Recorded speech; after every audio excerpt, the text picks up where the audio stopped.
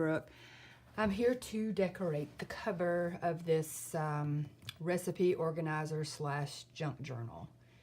And I wanted to try something different. I normally use paper for my cover, and I had some transfer, like printer, you know, like where you heat transfer, had some of that paper, so I printed off one of my covers that I have scanned in my computer, and I'm using the cover that I did. I don't know if anybody saw the one that I sent Nick, the Booksmith, but I'm using the one that I used on hers.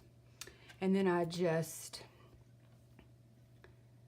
mirror imaged it and then put it onto fabric and then layered up the fabric with a piece of ribbon, piece of cheesecloth, and then I added a Tim Holtz little thing that I rusted, and then a pair of spoons and a spatula. But it's all like rubbery and slick. I mean, it feels like it would be protected, and I like that. So I'm probably going to continue to do this for my covers because they're nice.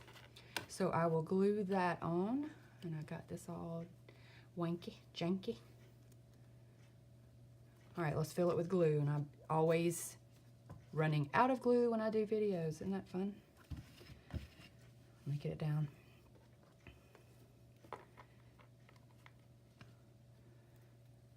And hopefully it won't bleed through. I doubt it because I guess that paper has some kind of film that makes it feel, I guess for t-shirts and stuff.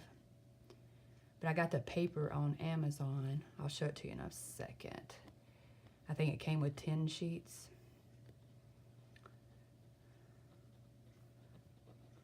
And it's just called heat transfer paper. I'm gonna put some glue on this little dude. I like the strings coming out.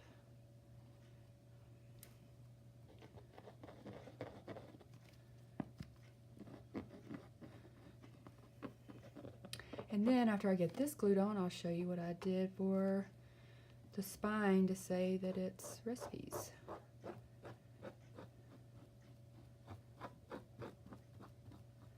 And I am using the Fabrifix. I bought some 3-in-1, but I haven't opened it yet.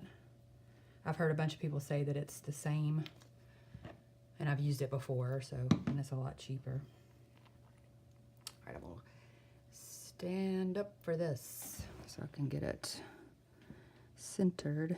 Sorry if I just hit the camera with my head.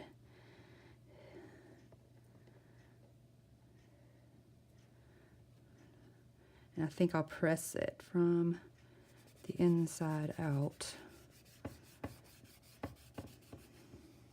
But you can see that it's kind of leathery. That's the word.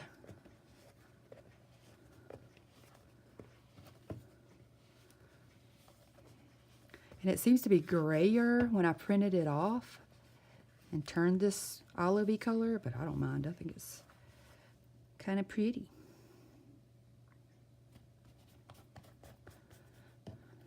Get that straight. And I'll probably glue these down so they don't flip all over the place. And these were silver. I just took an alcohol marker and antiqued them up a little bit.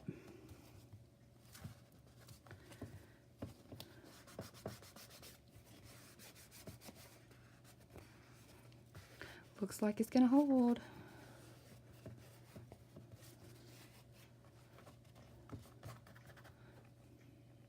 All right, I will add the glue to that off camera. Okay, now I'll show you the recipe thing. And I just took a piece of cheesecloth, a piece of fabric that I had that looked similar color, and then a piece of muslin, and I stamped recipes on it. And then this is a metal book plate from Tim Holtz, and then I added the brads to it. And I'm gonna glue it on the side. Let me see if I can get this to stand up. Okay.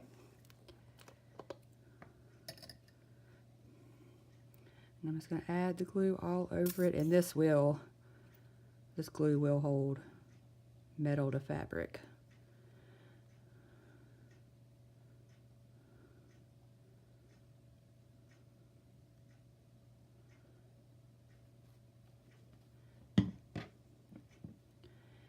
And always put your cap on these, or they'll erupt when they get low.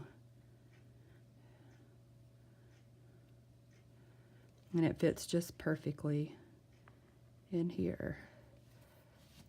Look how pretty.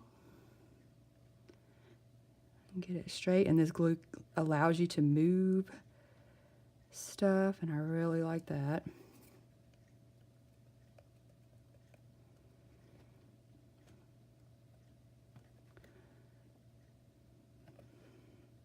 Let that sit for a second. And while that's sitting, get all these little things out. That looks cute. Then I made this little, I print off my Handmade by Brooke Hudson on some, what do you call that stuff? Like vellum paper. And then I took a little piece of ribbon, went behind it, and then another piece of ribbon, the same ribbon that like right here, and the pockets on the inside. And I'm going to put this on the back, and the cover will be done. And then we'll go on to the inside, and that will be another video coming up. I kind of like doing the parts, actually. That's all I do is part 1, part 2, part 3. It's fun to see how it evolves.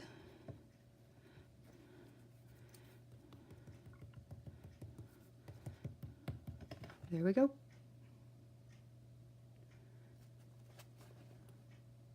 And there's the cover. I will glue that down, but I like it. It's pretty. All right, guys, thanks for watching, and I'll come back when we do the inside.